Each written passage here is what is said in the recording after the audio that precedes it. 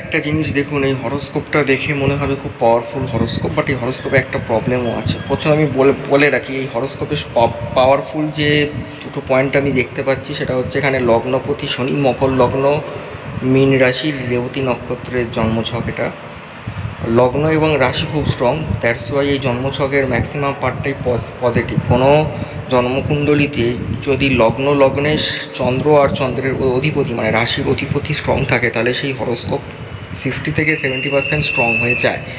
তো এই হরোস্কোপে দেখুন, আপনারা লগ্নপতি শনি ভাগ্যস্থানে মিত্র রাশিতে বসে রয়েছে, লাভস্থানকে দেখছে এবং বৃহস্পতি চন্দ্র উভয়ের দ্বারা দৃষ্টিত।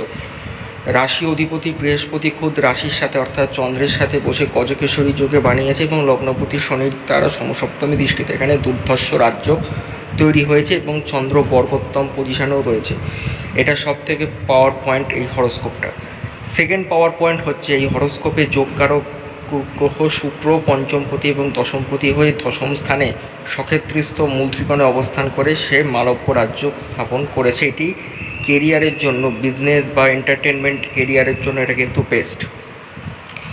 এই হরোস্কোপে লগ্নপতি শনি, বৃহস্পতি, চন্দ্র, কেতু, শুক্র, রাহু প্রত্যেকেই কিন্তু ভালো প্লেসমেন্টে রয়েছে।